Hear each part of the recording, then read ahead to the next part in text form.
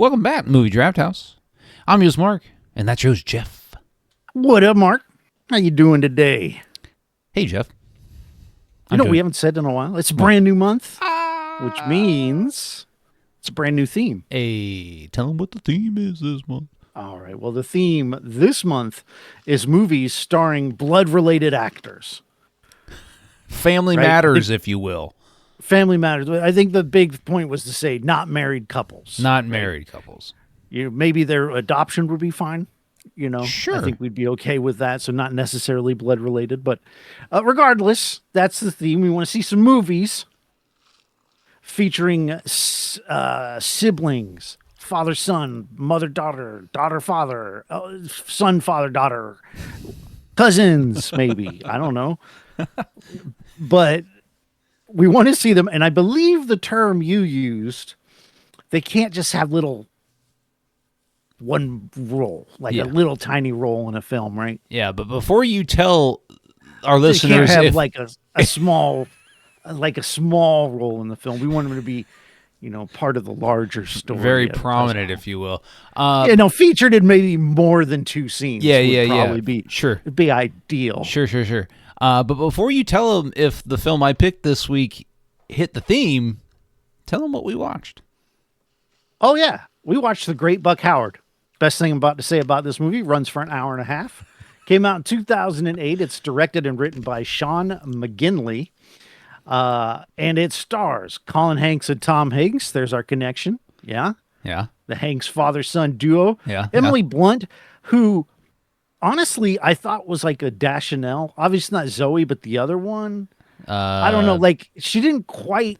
She looked like, it was like, oh, that lady kind of looks like Emily Blunt, but it's clearly not. Turns out it was, but that's just me. I'm an idiot. Also, John Malkovich and Steve Zahn. Adam Scott's in here as well.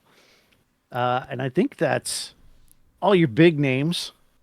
You're looking for Emily Deschanel. That's who it was. We do have some other cameos, though. I think we had, was Conan had a cameo, I think, or did he? Maybe not. I could have sworn they were showing them clips of. He did because him on various Buck Howard went on his shows. show.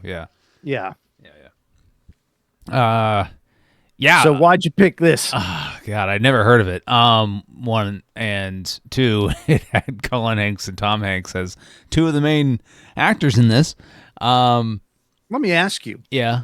And then you may not be able to know this because it's kind of hard to go back in time and see where your brain is. But if you are watching a Colin Hanks film, yes, does he read Tom Hanks to you? No, absolutely not. Right. I don't get oh shit, you can clearly see Michael Douglas and his dad kind of look the same, or Kiefer Sutherland and Donald Sutherland kind of have some similar structures. And I guess they do. They're both, dark, handsome, hair and features, but I really just. What's your opinion on Colin Hanks as an actor? I don't understand. I mean, I do understand nepotism. Yes, absolutely, 100%. He was a thing in Hollywood for a brief period of time, and this fits it. The 2000s. I think the first movie I saw him in was him in that Jack Black movie where he's going to change the grade of a class at the university. What's the California University? It's not Cal. Orange County? Yeah. And I think that was the first movie I saw him in. It had Jack Black in it, so I was like, oh, okay. Jack Black's funny. So, and Jack Black is funny. And Colin Hanks was young-ish in that movie. He's still young in this movie, or what appears to be young. I don't know I don't know why he was a kind of this leading person in Hollywood for a period. Is because I have not seen anything with Colin Hanks. I was like, wow, he's a good actor. I haven't. I'm looking through his filmography and I'm trying to find anything that I've seen, because I have seen King Kong, but I don't remember him in the movie. I don't either. Because you know how IMDb will show you like their 4 most well-known Yeah. turns, and Orange County is one of them. Untraceable, I don't think I've seen. So he's not been in anything notable. I actually kind of thought he was the guy from NCIS, but that might be another Hanks. I got to find out because they look very similar. I've never watched that show, so I don't. I can't remember his name, but it was he does look like a Hanks. I don't know. I'll try to find him. Yeah, Colin. So, and since I don't know. I mean, I don't know where he just like completely dropped off the map for Hollywood, but I mean, he went from leading, a handful of movies to being a bit part TV actor, and then picking up some supporting things here and there. I just don't know. I don't know. And okay. Tom Hanks' kid, he kind of. That is why it's Tom Hanks' kid, and he's handsome, right? Like I think I don't even think he's handsome. I mean, okay, he's not. He's odd looking. He's not a Hemsworth or anything, but I'm sure he does okay. Sure. Right. I don't know. I don't know. It's weird. And in this movie, all right. So while you continue your research, so you said why this movie, and I hadn't heard of it before. I saw that it has Tom Hanks in it, and Tom Hanks got top billing, in IMDb, and in the trailer that I watched, one of his scenes is pretty prominent in, and I'm like, oh, this could be interesting. And I like John Malkovich. He's not for everybody. He's very much an acquired taste of actor. I like him in some things. Yeah. But most things he's giving... That's kind of tip of my hand, but... he's... to me, John Malkovich is one of those actors type of actors that we're probably never going to see again. Just him, Christopher Walken, Stanley Tucci type. Stanley Tucci's not on the Malkovich and Walken levels, but just at all. Very distinct way of scenes, how they act, and just he's very charismatic. It doesn't matter if he's being an asshole or not. His asshole characters are charismatic in their own right. And so a lot of this film I did not mind, because and we get a very subdued John Malkovich in this movie. You think this is subdued? Oh yeah. Oh. Okay. Well, hold on. I have a difference of opinion there, but go ahead. Yeah. I mean, just think of John Malkovich in Con Air, right? We should have watched Con Air, starring John and Steve Malkovich. I mean, John Malkovich in Con Air is top notch. I mean, one of the best villains of all time. But I just, like in this movie, and I get it. This movie, what it was, PG-13? PG. Yeah, right. And it plays very much like a PG movie. This movie... Who is this for? I don't know, actually. But that begs the question, as a PG movie, who is this for? Are you taking the family out to go see the great Buck Howard? I guess. I mean, I don't even know if Buck Howard was a real person. I mean, he wasn't. He was based on another magician who had a similar shtick with the finding the money in the hat. It might even have been that exact thing. Yeah. But he's inspired by a real character. But there is no actual great Buck Howard. Right. And so I think you're probably drawing in the older crowd with this movie. Are you? Are they running in to see some guy who says he's been on Johnny Carson 60-something times? Yeah, because how many people, even if you say Johnny Carson right now, know who? Very few. About? And that's what I'm saying. I mean, you kind of proved my point. Is the old people know who Johnny Carson is. But I just like I don't know why this movie exists, and I don't know how they got so many well-known actors to be in it, right?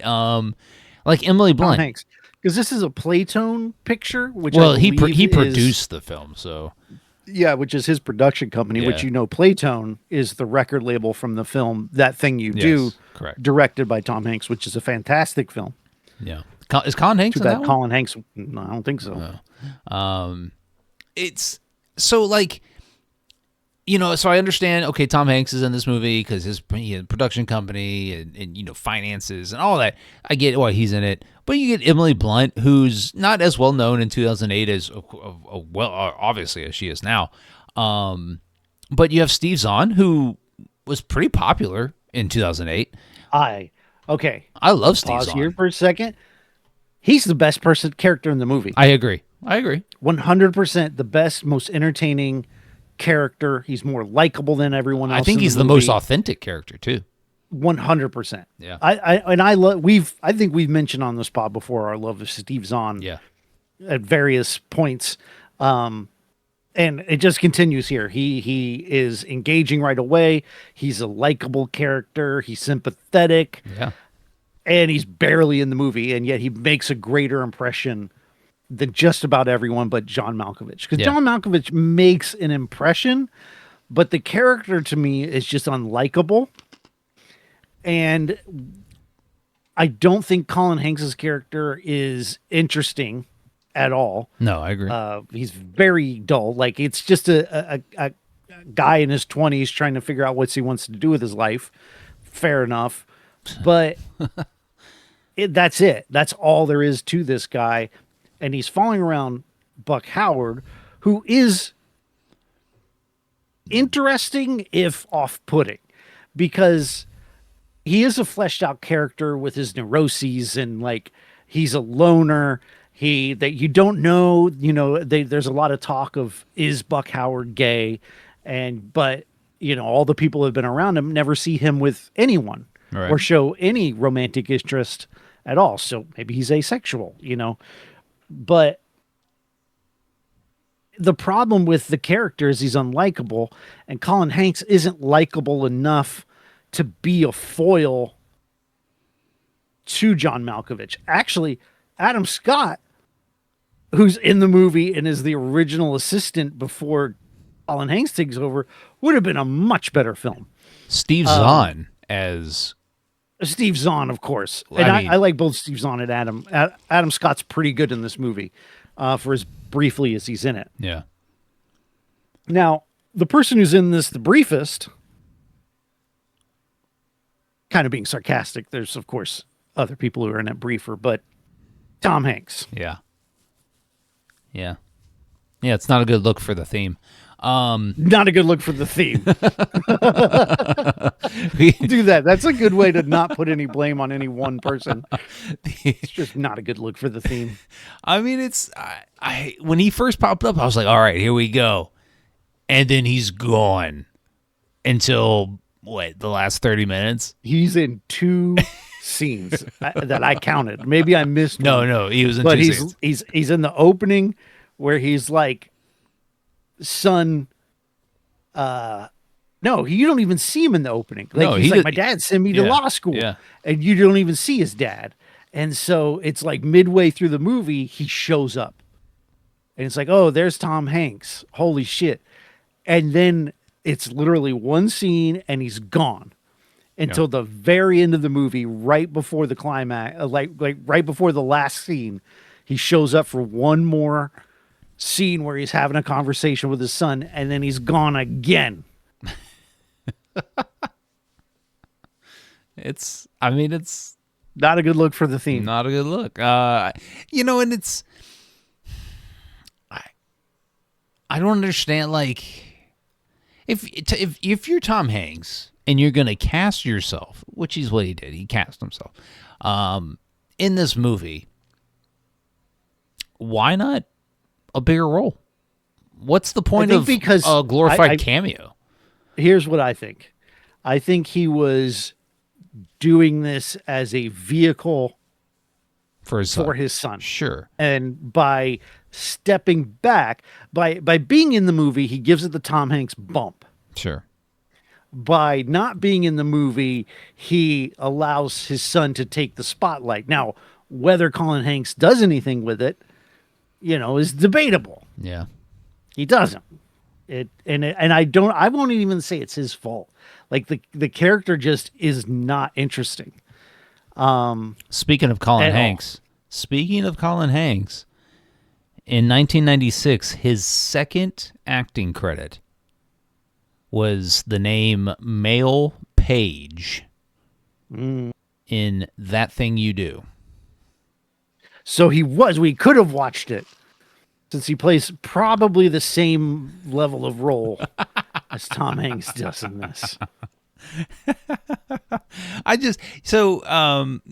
He was in a couple episodes of Band of Brothers back in the early 2000s. And then his big break was Orange County. And I remember liking that movie. And it's probably because of Jack Black. Yeah, Jack Black. But I remember liking it. But he doesn't, his career does not capitalize. And I don't actually know if that movie was successful. He is not a Hollywood star. No. But that's okay. But then neither am I. But I never got the chance. You're probably a better actor than he is, though. Because Papa Jeff wasn't in Hollywood to give nepotism to me. It's true. So, but his second movie, not his second movie, but because he's in some other films, he plays it's called The Magnificent Desolation, Walking on the Moon. It's a short film. Boy, that sounds awful. But he plays the character Conspiracy Neil Armstrong. Oh, okay. I'm back on board. Have you ever seen the movie Bubba Hotep? No. You'd hate it. But Ossie Davis plays a guy who thinks he's JFK. Uh-huh. And then Bruce Campbell of Evil Dead fame plays Elvis, and he's fantastic in it, but you'd hate it, so don't watch it. But it holds a place for me. I still like it. So let's talk about the handshake. A cartoonish gag. Yeah. That I will say this. Made me laugh one time, and it wasn't the first time, and it wasn't the other 300 times. The one time it worked for me was when Jon Stewart was doing his cameo. Yeah. And because Jon Stewart is a comedic guy and he knows how to make things funny, he was able to sell it in a way that made me laugh. The rest of the time, it was just so lame. It was so overly cartoony. Nobody shakes hands like that. Even people who do have emotion, it isn't like their whole arm and he's ripping women's arms out of their sockets and shit. I hate this movie. I don't know if I said that out loud yet, but this was not for me. I really hated the Buck Howard character. As bad or as uninspired as Colin Hanks' character was, Buck Howard was just unlikable. He was insufferable to watch. I didn't like him. I didn't like his arrogance. It wasn't even a fun arrogance.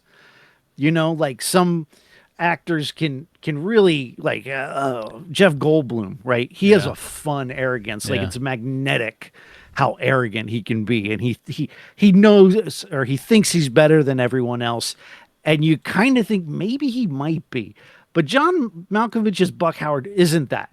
He's a guy everyone knows is kind of busted, and his career is going downhill, and he's delusional. I never thought that he was delusional. I always thought that he knew that his career was ending, and he was trying to blame everyone else. Right? Correct. It's never. I've run my course. Yep. It's never I've done the same shtick for however many years. It's never even saying the times are changing. It's never that, right? It's fucking Jay Leno won't put me on his show. That's why. And it's Jay Leno's fault. So, when he finally decides, okay, I'm going to do a new trick. I'm going to come up with something different. And that's what kind of gets the ball rolling. That and a panic attack that is, covered by the news. And that's when he kind of gets the ball rolling again. But the movie, like the plot of the movie or the message is do what you want in as regards of like your dreams, follow your dreams. And maybe your dreams aren't all they are worked out to be, because one of the things he's like, he wants to get back to Vegas. Honestly, he wants to get on the Tonight Show. And then that falls through and he wants to get to Vegas is like his backup plan. And he gets to Vegas and they're like, you can't keep doing the same shit. You've got to cut out these things that aren't scoring well with viewers, add some new things in. And this is how I interpreted the movie is he does the whole reoccurring thing is he's got this reoccurring magic trick where he says, hey, my fee, I'm going to allow people to hide it in the audience. And then I'll be in the back. I'll have these fail safes in place so people know I'm not faking it. And I'm going to come out and find my fee. And he's done it 100% of the time. Never missed in however many shows. And then one time in Vegas, after he's been doing this show in Vegas for a while, he can't find the money. And that becomes the question at the end of the movie that is sort of bugging Colin Hanks is like, what happened? How come you weren't able to do the trick? And he never really says, but what he does do is he proves he can still do the trick. Is what he does at the end of the movie. So I took it to mean that he really wasn't happy in Vegas.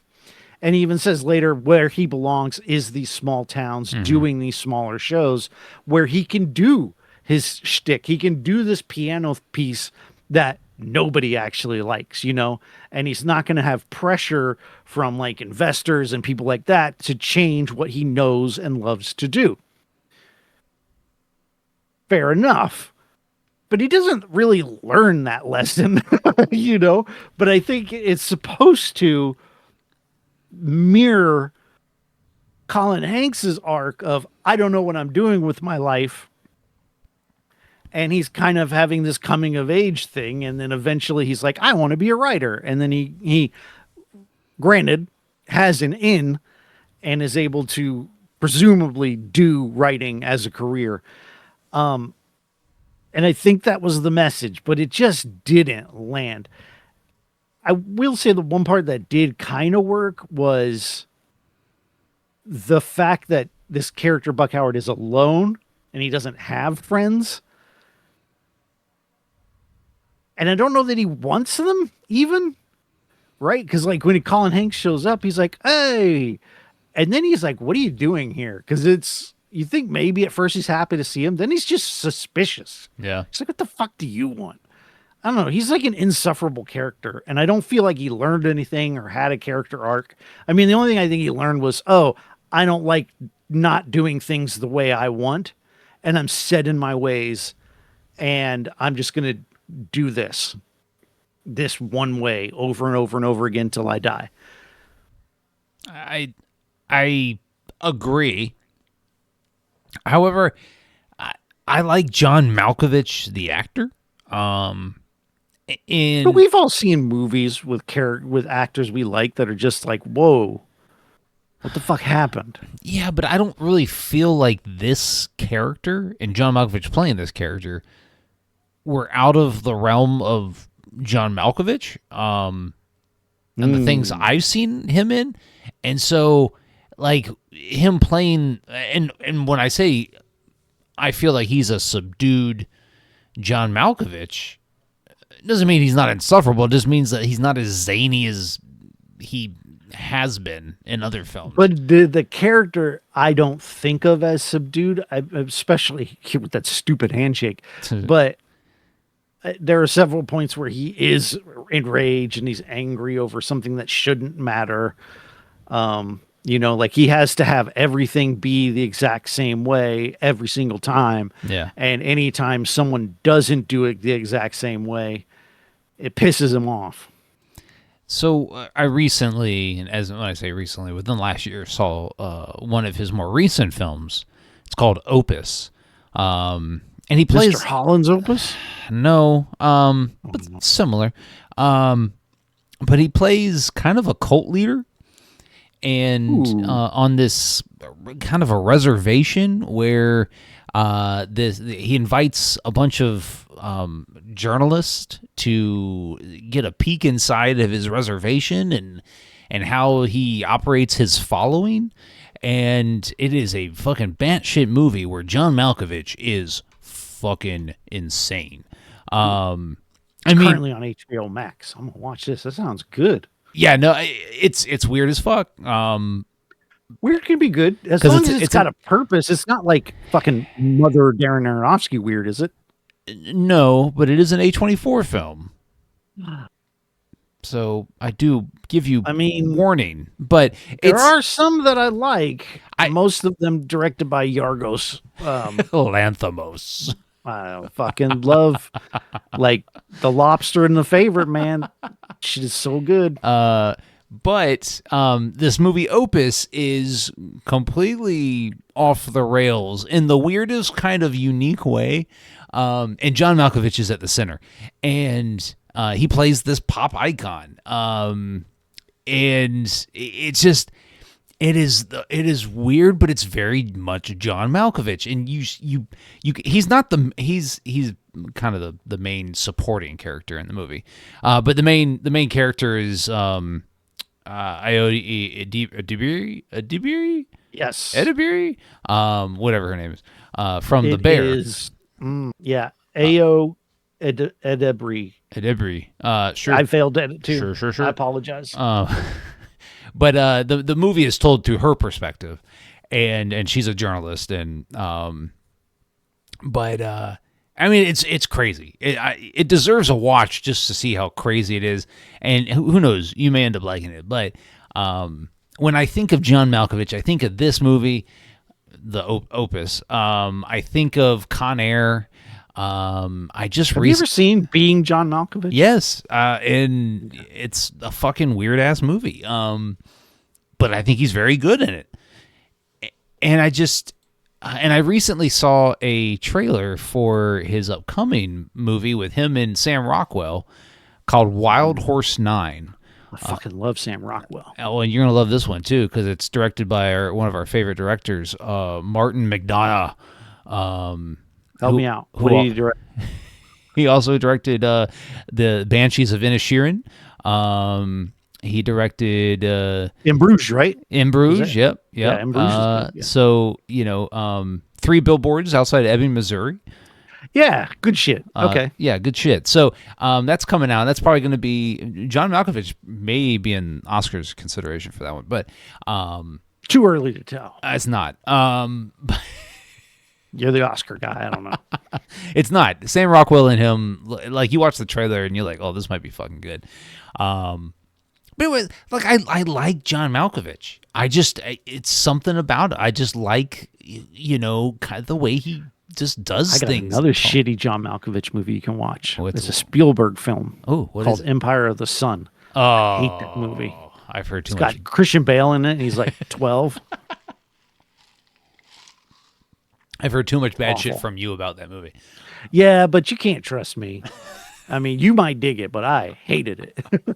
Eric loved it, though, I remember. Yeah, he was higher on it than I was, for sure.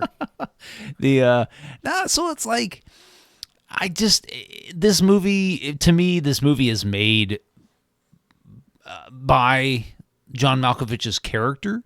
Really, he's the only reason to watch it. And I mean, he's the titular character. So it's like, okay. Yeah, I can kind of get behind that, but I would say it a different way. Okay. I would say the movie is make or break based on the character of Buck Howard. And for me, it broke the movie. Okay. I was not able to connect with it because his character was so grating to me. And that's because, like, I think I said it, but like, he's not for everybody. Well, I like John Malkovich. But I really think that his Maybe I don't. eccentricities. Yeah, that's a hard one. I just think like his mannerisms. Like if you like John Malkovich, the actor, chances are you'll probably like this. But maybe like you, if you don't, you have to examine, do I actually like John Malkovich?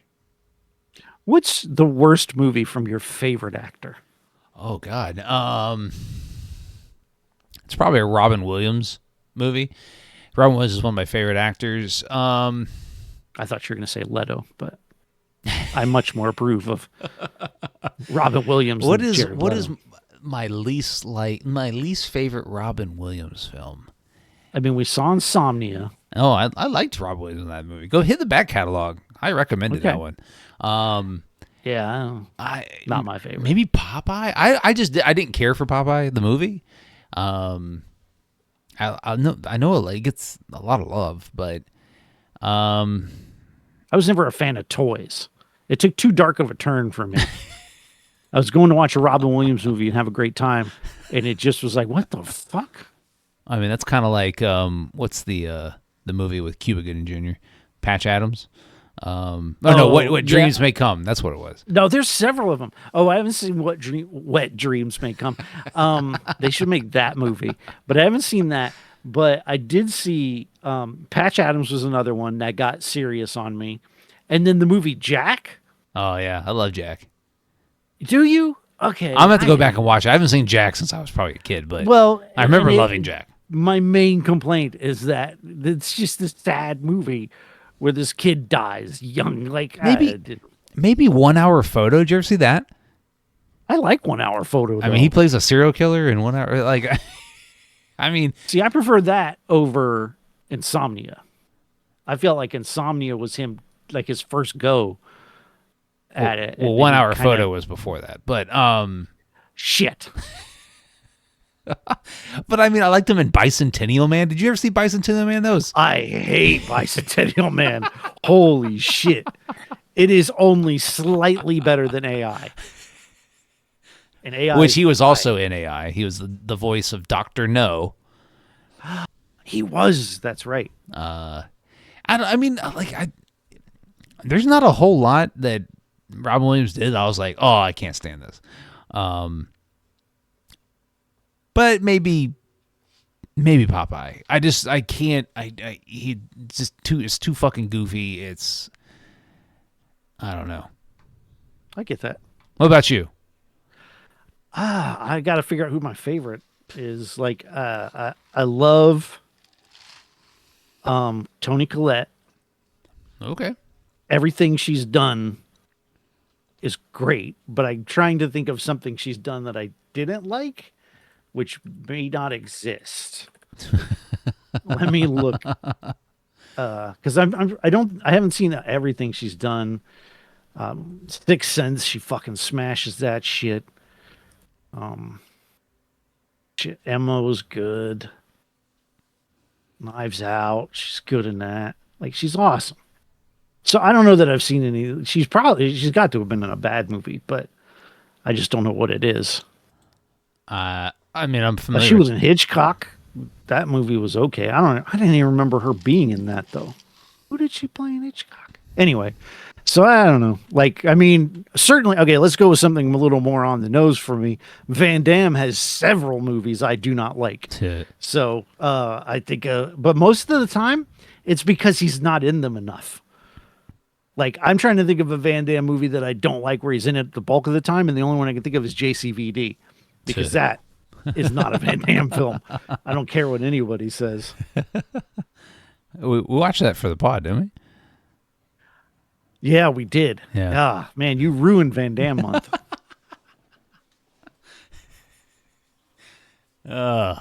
Anyways, all right. Do you recommend this one? Hell no. This movie sucked.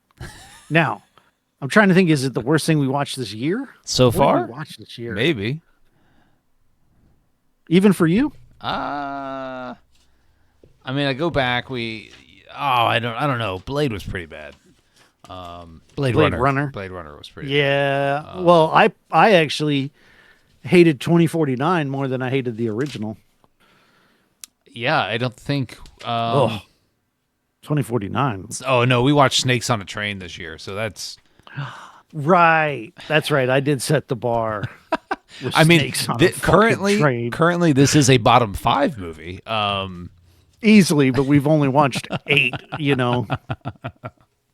No, I'm saying like at the end of the year, it's probably a bottom 5 movie. What, Buck Howard is? Yeah, probably. Okay, I may not. We'll see. Hopefully that's the truth. Hopefully that's the case. Hopefully this is as bad as it gets. I mean, we can only hope, but I don't know. Anyway, tell them what we're watching next week. All right. Oh, man. We watched Paddington 2, and then it was just like, fuck it. We're not going to top it, so we might as well scrape the bottom of the shit barrel. But for a lot of people, and I haven't seen this in a long, long time. Like, I saw this in 2001, maybe 2002, which is right around when it came out.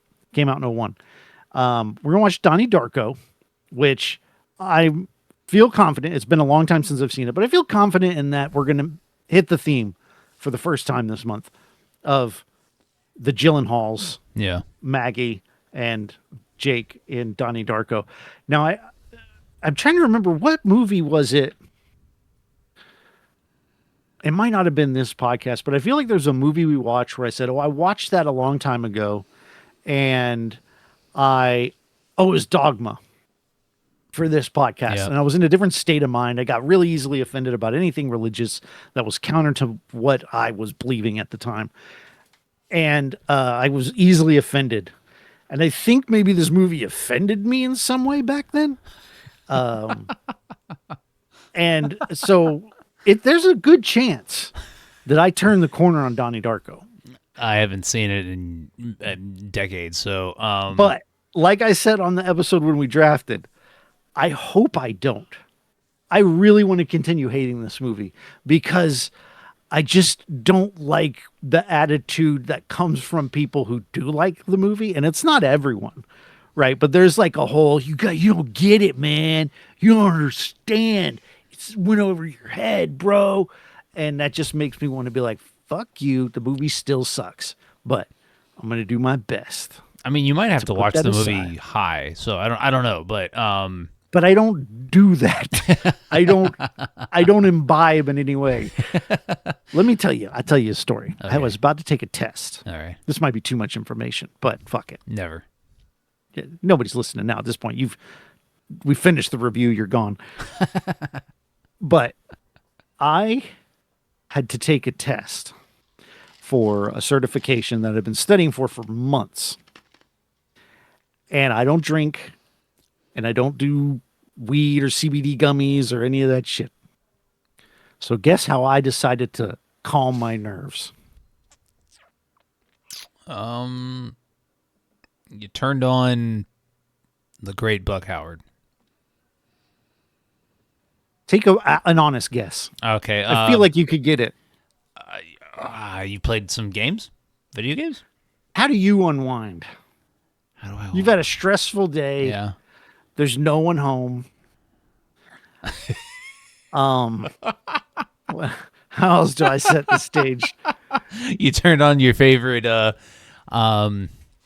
VHS tape that you slid under your dad's yeah bed. You took off the Air Force One cover and you slid that tape in to the Air Force One cover and yep so nobody was suspicious. Pop that in, grab some grape jelly. Anyway, that's my story of how to calm down. How to have a Zen moment by Jeff. You start another podcast. Zen Moments with Jeff. I can't do another one. Holy shit. I don't know. Why did you tell me that story? I don't understand. Because I don't know, man. Listen, I'm grateful for the things that you do tell me. I don't recommend this one either. Oh yeah, I forgot what we were doing. We're talking about Buck Howard. But what I do recommend is that you wait. We're watching Donnie Darko next week. Donnie Darko. Why do we do that in reverse? What did we do in reverse? You told them what we were watching next week before we said our. Oh, okay, yeah. What we thought of this one. Well, you asked me to say. Yeah. Anyways, what we don't do in reverse is we don't hit another button other than the subscribe button when it pops up. Well, the like button. Yeah, we don't hit that button. We don't hit the like button. Comment. Yeah, we hit the subscribe button when it pops up if you're watching here on YouTube.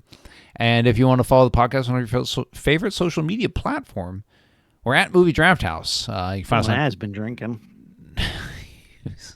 Holding up my cup in front of the camera. Find us on Twitter, TikTok, Instagram, YouTube, right here where you're watching us, so you don't miss any future content. Jeff, tell them where they can find you. You can find my other podcast. It's called Chronologically. We're winding down our Stephen King season.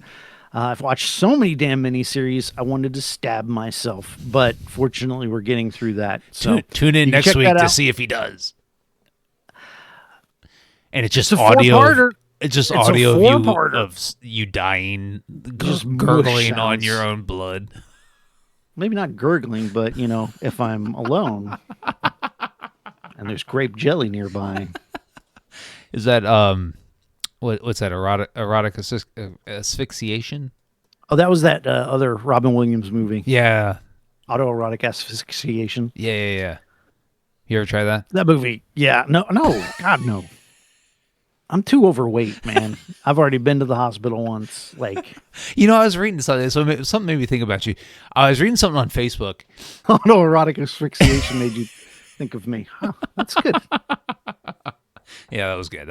Anyways, I was reading something on Facebook, and I don't know. You're not on Facebook, so Facebook populates in your feed things that you don't follow, and it's like, hey, follow this shit. It's kind of like a For You page, but dumb. All For You pages are dumb, but this one is stupid.